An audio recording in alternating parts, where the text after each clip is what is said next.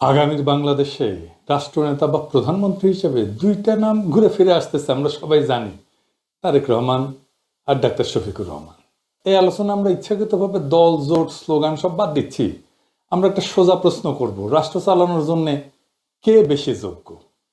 Interesting বিষয় হইল, দুইজনেই এই প্রথম সংসদে যাইতেছেন। কেউই আগে এমপি ছিলেন না, কেউই মন্ত্রী ছিলেন না, কেউই সরাসরি রাষ্ট্র ক্ষমতার দায়িত্ব পালন করেননি। তাই এখানে কেউ বলতে পারবে না আমি আগেও রাষ্ট্র চালাইছি। এই জায়গা থেকেই অনেকে কইতে পারেন যে তারেক রহমান রাষ্ট্র কিভাবে চলে সেটা বেশি বোঝেন। কারণ কথিত আছে বিএনপি আমলে তিনি হাওয়া ভবন থেকে ছায়া সরকার চালাইতেন, ধরে নিলাম। কিন্তু এখানে প্রশ্ন, রাষ্ট্র কিভাবে বিকৃতভাবে চলে সেটা বোঝা আর রাষ্ট্র কিভাবে ন্যায্যভাবে চালানো উচিত সেটা বোঝা এক জিনিস না। রাষ্ট্র নেতৃত্ব আসলে কি, এটা আগে একটু বুঝে দেখি। রাষ্ট্র চালানো মানে বক্তৃতা দেওয়া না, রাষ্ট্র চালানো মানে জনপ্রিয়তা ধরে রাখা না, রাষ্ট্র চালানো মানে দল চালানো না। কিন্তু রাষ্ট্র চালানো মানে ক্ষমতাকে নিয়ন্ত্রণে রাখা। আমি ক্ষমতায় যাইতেছি, কিন্তু ক্ষমতাকে আমার নিয়ন্ত্রণে রাখতে হবে। এই জায়গা থেকে আমি একটা ফ্রেম দিচ্ছি যাতে আপনি নিজেই বিচার করতে পারবেন কে রাষ্ট্রনেতা হওয়ার যোগ্য এবং রাষ্ট্রনেতা হইতে হলে কি কি যোগ্যতা লাগে। রাষ্ট্রনেতা হওয়ার জন্য লাগে দুই ধরনের সক্ষমতা। কি কি? এক নম্বর হইতেছে কোর ক্যাপাসিটি বা কোর সক্ষমতা, ভিত্তিগত সক্ষমতা। আর দুই নম্বর হচ্ছে এক্সটেন্ডেড ক্যাপাসিটি বা বর্ধিত সক্ষমতা। ভিত্তিগত সক্ষমতা যেটা যেটা কোর, সেটা ছাড়া রাষ্ট্র চলে না। যেমন প্রথমত একটা নৈতিক দৃষ্টিভঙ্গি লাগে রাষ্ট্রনেতা। নৈতিকতা মানে নেতা ব্যক্তিগতভাবে ভালো মানুষ এটা না, কিন্তু নৈতিকতা মানে কোন সিদ্ধান্তে কে ক্ষতিগ্রস্ত হচ্ছে, কে লাভবান হচ্ছে, আর সেই ক্ষতির দায় কে নিচ্ছে, এটার বোঝাপড়া। নৈতিক দৃষ্টিভঙ্গি না থাকলে আইন তখন অস্ত্র হয়ে যায় হাসিনার মতো, প্রতিষ্ঠান দলীয় হয়ে যায় হাসিনার মতো, আর রাষ্ট্র মানুষের বিরুদ্ধে দাঁড়ায় ঠিক হাসিনার মতো। এই জায়গায় আমি একটা কথা স্পষ্ট করে বলি, আজ বিএনপি এবং বিএনপির বুদ্ধিজীবীদের প্রধান অভিযোগ হইতেছে প্রশাসনে জামাত ঢুকে গেছে। কিন্তু প্রশ্ন হইল প্রশাসনে কে কোন দলে সেটা আমরা জানবো কিভাবে?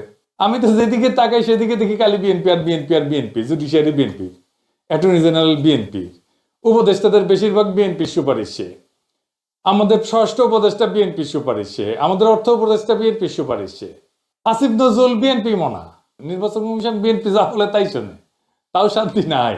কারণ আসলে তারা চায় পুরো রাষ্ট্রযন্ত্র দলীয়ভাবে দখল করতে। এই মানসিকতাটা নৈতিক ব্যর্থতা। দুই নাম্বার কোর ক্যাপাসিটি হইতেছে রাজনৈতিক বৈধতা। মানে ভোটে জেতা মানে বৈধতার শুরু, কিন্তু শেষ না। বৈধতা মানে মানুষ মনে করে এই নেতা শাসন করার অধিকার রাখে, হেজিমনি বলে, হেজিমনিক ক্যাপাসিটি। এই রাষ্ট্র ন্যায্য, এই প্রতিষ্ঠান বিশ্বাসযোগ্য। যেই মুহূর্তে বিশ্বাস ভেঙে যায় রাষ্ট্র তখন কাগজে থাকে, বাস্তবে ভেঙে পড়ে। তিন নাম্বার হইতেছে খুব ইম্পর্টেন্ট, এইটা কোর ক্যাপাসিটি, কিন্তু এটা রাষ্ট্র চালানোর ম্যানেজমেন্ট ক্যাপাসিটি। রাষ্ট্র শুধু আদর্শ দিয়ে চলে না, রাষ্ট্র চলে বাজেট, প্রতিষ্ঠান, মানুষ, সংকট এবং ব্যবস্থাপনার মাধ্যমে। লক্ষ কোটি টাকার বাজেট, লক্ষ লক্ষ কর্মী, শত শত প্রতিষ্ঠান। এই পৃথিবীর সবচেয়ে বড় সংগঠন হলো রাষ্ট্র। নৈতিকতার বৈধতা শেষ পর্যন্ত বাস্তবায়নে এসে পরীক্ষা হয়। এই তিনটা হইল ভিত্তি। একটাও যদি না থাকে তাহলে রাষ্ট্র চলবে না। আর এক্সটেন্ডেড ক্যাপাসিটি কি কি?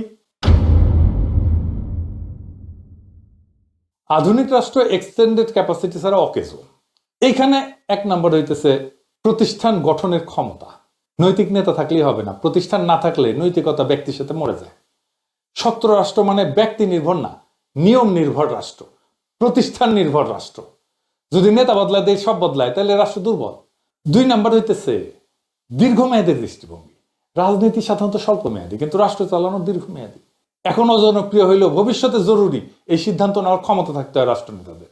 রাষ্ট্র মানে শুধু বর্তমান ভোটার না, রাষ্ট্র মানে যে এখনো জন্মায়নি তার ভবিষ্যৎটাও আমাকে চিন্তা করতে হয়। রাষ্ট্র মানে ভবিষ্যৎ প্রজন্মের দায়িত্ব। এইটারে বলে জেনারেশনাল রেসপন্সিবিলিটি। রাষ্ট্রকে জেনারেশনাল রেসপন্সিবিলিটি নিতে হয়।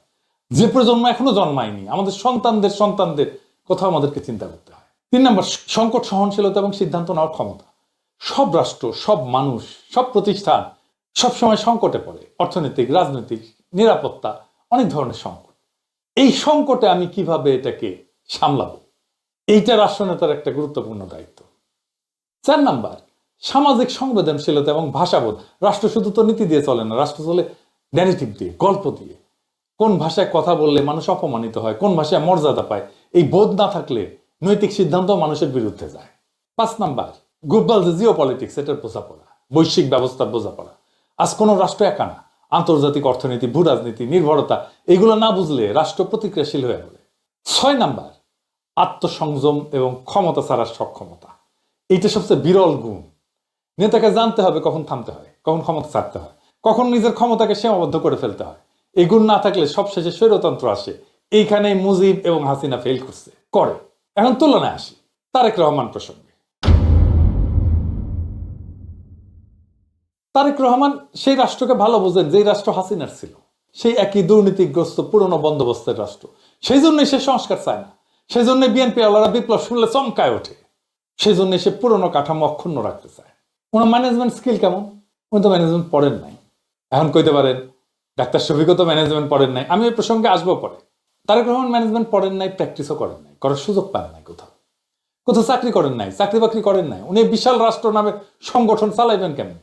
ওনার মার বাবা তো দেশের সেরা ব্রেনগুলোকে আশেপাশে রাখতেন, আর উনি তো চাকর বাকরদের রাখছেন আশেপাশে। তাই ফরিদপুরে সোয়াবিন চাষ পান, দিনাজপুরের আম এক্সপোর্ট করতে চান, নীলফামারীতে মেডিকেল কলেজ বানাইতে চান যেখানে মেডিকেল কলেজ আছে, কুমিল্লা ইপিজেড বানাইতে চান যেখানে ইপিজেড অলরেডি আছে, এবারকে সরকারি হাসপাতালে রোগীর ডায়ালিসিস করাইতে চান কারণ এবারকে সারপ্লাস ক্যাপাসিটি আছে।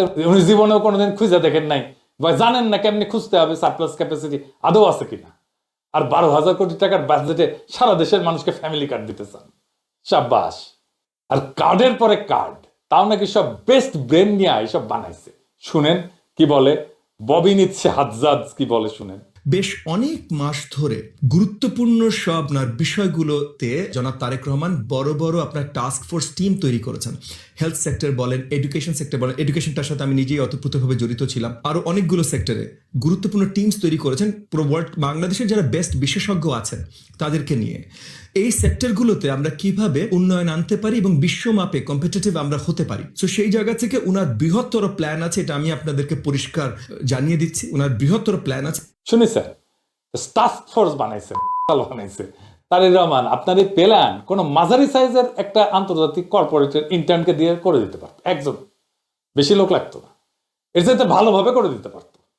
এই আপনার যদি বেস্ট ব্রেনের প্রোডাকশন হয় তাহলে খবর আছে, দেশের খবর আছে, আপনারও খবর আছে। ইস্তার ঘোষণা করছে না বিএনপি, ইস্তার লিখেছে কে? সেও ফাঁকিবাজ। আপনি ধরেন, আপনি তো বুঝতেই পারেন না যে ইস্তার যে লিখেছে সে ফাঁকিবাজ। কেমনে ধরবেন এটাও বুঝতে পারেন না। 2001 সালে বিএনপির ইস্তার এটা থেকে চোথা মারিছে। হ্যাঁ, আমার কথা বিশ্বাস হয় না? হ্যাঁ, দেখে দিব, দেখে দিচ্ছি। ওই একই মনোরেল চালু করবে কোসেন না, এটা তো 2001 সালের ইস্তারে ছিল। বস্তিবাসীদের জন্য আবাসন করবে বলছেন না, এটা তো 2001 সালেও ছিল। কলকারখানায় নিরবিচ্ছিন্ন বিদ্যুৎ সরবরাহ করবেন বলছেন, ওটা তো ছিল 2001 সালেও। বেকার ভাতা দিবেন বলছেন না, ওটা 2001 সালেও ছিল। সবই ছিল 2001 সালে, আবারও দিছে। তো এখন বুঝেছেন তো, এগুলোও করবে না, আগের গুলো করেনি। এগুলো আগের গুলো করেননি কেন? 25 বছর আগে কইছিলেন না, তারপর তো ক্ষমতা এসেছিলেন, করেন নাই কেন? কেউ তারা জিগায় না, সে নিজেও দেখে না। আমি তো এগুলো কইছিলাম, কেউ এটা ধরে দেবে কবে না তো, কারণ বাংলাদেশের মিডিয়া তো সব পাচা টিকছে। আর কার্ডের পরে কার্ড, তার তো শেষ নাই, মানে কার্ডেই সব সমস্যার সমাধান মনে হইতেছে। আচ্ছা, মেনে নিলাম যে ঠিক আছে, ইস্তেহার পড়েন নাই আগেরটা। আপনি কেন লেখাপড়াটা করলেন না? নিজের জন্য না, দেশের জন্য তো লেখাপড়া করতে পারতেন। আপনি তো দেশকে নেতৃত্ব দিবেন, তো নিজেকে তৈরি করবেন না? কি করছেন বলেন তো নিজেকে তৈরি করার জন্য? কোনো ট্রেনিং করছেন? কোনো কোচিং করছেন? কোনো ডিগ্রি করছেন? এই বয়সে আমাদের এখনো প্রত্যেক সপ্তাহে ট্রেনিং করতে হয়, প্রত্যেক সপ্তাহে। এমন একটা কমপ্লেক্স এভার চেঞ্জিং ওয়ার্ল্ডে কাজ করবেন আর আপনি প্রস্তুতি নেবেন না? আমাদের তো কত কাজ করতে হয়। আপনি তো রাজনীতি ছাড়া আর কিছু করেন না। দেশের পিএম হওয়া ছাড়া তো আপনার কোনো লক্ষ্য নাই। আপনি যদি বইপত্র লিখলেনি, লেখালেখি করলেনি, তাও একটা কাজ হইলেনি, তাহলে আপনার চিন্তা জানা যেত। আপনি তো এটা নরেন্দ্র মোদী হবেন, চাওয়ালা। ইন্ডিয়ান ডেমোক্রেসি শক্ত, ব্যুরোক্রেসি কম্পিটেন্ট, ইনস্টিটিউট শক্তিশালী। আপনার তো সব কটা ধ্বজভঙ্গ, পুরাই কলাপস করবে আপনার লিডারশিপে।